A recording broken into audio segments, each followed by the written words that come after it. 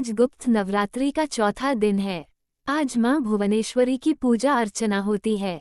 मां भुवनेश्वरी को संसार भर में यश और ऐश्वर्य की देवी माना जाता है। मां भुवनेश्वरी को 10 महाविद्याओं में चौथा स्थान प्राप्त है। आओ अब हम आपको मां भुवनेश्वरी की कथा सुनाते हैं। एक बार मधुकैटभ नामक महादैत्यों ने पूरी पृथ्वी पर हाहाकार मचा रखा था।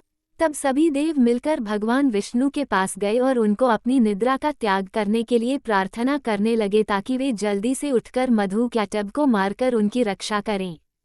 भगवान विष्णु ने निद्रा का त्याग किया तथा जागृत हुए और उन्होंने 5000 वर्षों तक मधुकैटभ नामक दैत्यों से युद्ध किया। बहुत अधिक समय तक युद्ध करते हुए भगवान विष्णु थक गए और अंत में उन्होंने अपने अंतकरण की शक्ति योगमाया आद्याशक्ति से सहायता के लिए प्रार्थना की। तब देवी ने उन्हें आश्वस्त किया कि वे उन दोनों दैत्यों को अपनी माया से मोहित कर देंगी। योगमाया आद्याशक्ति की माया से मोहित होकर दैत्य भाई भगवान विष्णु से कहने लगे कि हमारा वध ऐसे स्थान पर करो जहाँ न ही जल हो और न ही स्थल। भगवान विष्णु ने दोनों दैत्यों को अपनी जंघा पर रखकर अपने चक्र से उनके मस्तक को देह से लग कर दिया। इस प्रकार उन्होंने मधुकैटभ का वध किया, परंतु वे केवल निमित्त मात्र ही थे। उसके बाद ब्रह्मा, विष्णु और शंकर जी द्वारा देवी आदि शक्ति योगनिद्रा महामाया की स्तुति की गई, जिससे प्रसन्न होकर आदि शक्ति ने ब्रह्मा जी को सृजन, विष्णु को पालन और शंकर को संहार के देव चुना। ब्रह्मा जी ने देवी आदि शक्ति से प्रश्न किया कि अभी चारों ओर केवल जल ही जल फैला हुआ है, पंच तत्व, गुण और इंद्रियां कुछ भी व्याप्त नहीं है, तथापि तीनों देव शक्तिहीन हैं। देवी ने मुस्कुराते हुए उस स्थान पर एक सुंदर विमान को प्रस्तुत किया और तीनों देवताओं को विमान पर बैठने का आग्रह किया। जैसे ही त्रिदेव रथ में बैठे, यह मन की गति से उड़ने लगा और उन्हें एक अजीब से स्थान पर लेकर गया। ये स्थान असल में रत्नों का द्वीप था, जिसके चारों तरफ अमृत का सागर और मनमोहक आकर्षक जंगल थे। उस शहर के चारों तरफ सुरक्षा की 9 परतें थीं और इस शहर की सुरक्षा उग्र स्वभाव के भैरव, क्षेत्रपाल और दिग्पाल कर रहे थे। जैसे ही वह शहर के अंदर गए, शहर का सौंदर्य और विकास देखकर मंत्रमुग्ध हो गए। आखिरकार वे शहर के अंदर स्थित मुख्य राजमहल में पहुंचे, जिसका नाम चिंतामणि गृह था और जिसकी सुरक्षा योगिनियां कर रही थी। ये शहर श्रीपुर था, देवी भुवनेश्वरी की राजधानी, जो मणिद्वीप की रानी थी। जैसे ही त्रिदेव महल के अंदर घुसे, उन्हें देवी भुवनेश्वरी के दर्शन हुए। त्रिदेव ने वहां पर असंख्य ब्रह्मांड देखे। हर ब्रह्मांड में उनकी तरह ही त्रिदेव थे और यह सब उन्होंने माता भुवनेश्वरी के पैरों के नाखून में ही देख लिया। कुछ ब्रह्मांड ब्रह्मा द्वारा बनाए जा रहे थे, कुछ विष्णु द्वारा पाले जा रहे थे तथा कुछ रुद्र द्वारा संहारित किए जा रहे थे। त्रयंबक ब्रह्मा की इच्छा शक्ति द्वारा उत्पन्न भुवनेश्वरी ने त्रयंबक के 3 स्वरूप बनाए, ब्रह्मा, विष्णु और रुद्र। इस तरह त्रिदेव त्रयंबक के ही 3 रूप है। तत्पश्चात देवी भुवनेश्वरी ने अपनी शक्तियां त्रिदेव को प्रदान की।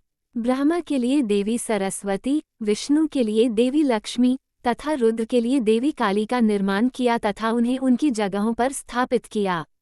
ब्रह्मा और सरस्वती ने मिलकर एक ब्रह्मांड रूपी अंडा बनाया। रुद्र और काली ने इसे तोड़ा, जिससे पंचतत्व स्वरूप में आए।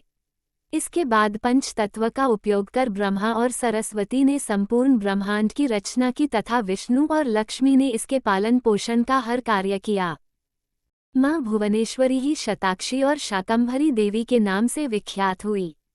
माता ने ही हिमालय की शिवालिक पर्वत श्रृंखला पर खड़े होकर 9 दिन और रात तक अश्रुवृष्टि की।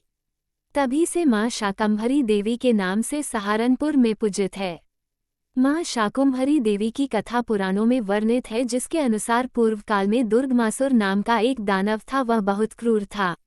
एक बार वह शक्ति प्राप्त करने के उद्देश्य से तपस्या करने के लिए हिमालय चला गया। उसने ब्रह्मा जी का ध्यान करते हुए कई वर्षों तक कठिन तपस्या की और उसने ब्रह्मा जी से चारों वेदों को प्राप्त कर लिया, जिससे सभी ऋषि वेदों का ज्ञान भूल गए, जिससे पृथ्वी पर दैनिक यज्ञ अनुष्ठान और अन्य संस्कार आदि विलुप्त हो गए, जिससे देवता कमजोर और दानव बलशाली हो गए। सभी देवताओं ने सुमेरु पर्वत की गुफाओं और पहाड़ के दुर्गम दर्रों में जाकर शरण ली और महान देवी का ध्यान करना शुरू किया। देवताओं के क्षीण होने से पृथ्वी पर बारिश नहीं हुई और अकाल जैसे हालत उत्पन्न हो गए। यह अवस्था 100 वर्षों तक चली, जिससे अनगिनत लोग और सैकड़ों हजारों जानवर मौत के ग्रास बन गए। जब संतों और ऋषियों ने ऐसी विपदाएं देखी तो उन्होंने शांतचित्त होकर बिना भोजन किए देवी की उपासना करना शुरू किया। इस प्रकार संतों की पुकार को सुनकर माहेश्वरी पार्वती देवी शिवालिक पहाड़ियों वर्तमान शाकुंभरी मंदिर सहारनपुर में प्रकट हुई, जहां देवता और ऋषि उनसे प्रार्थना कर रहे थे। तब सभी देवताओं ने माता से पृथ्वी वासियों के दुख दूर करने के लिए प्रार्थना की। पृथ्वी पर इस भयानक स्थिति को देखकर माता ने शाकुंभरी देवी का रूप धारण कर अपने शरीर के भीतर असंख्य आंखें प्रकट कर उनकी ओर देखा तथा अपने नेत्रों से जल की वर्षा की, जिससे पृथ्वी पर फिर से जीवन पनपने लगा। तब ऋषियों और देवताओं के साथ एकजुट होकर देवी की स्तुति की और शताक्षी देवी के रूप में उनका पूजन किया।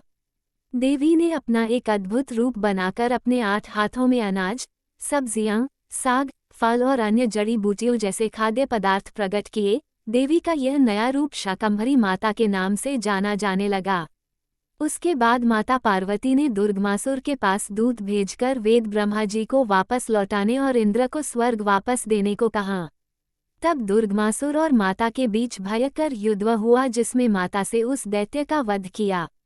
दुर्गमासुर का वध करने से वहां उपस्थित देवताओं और ऋषियों ने दुर्गा देवी के रूप में माता का पूजन किया।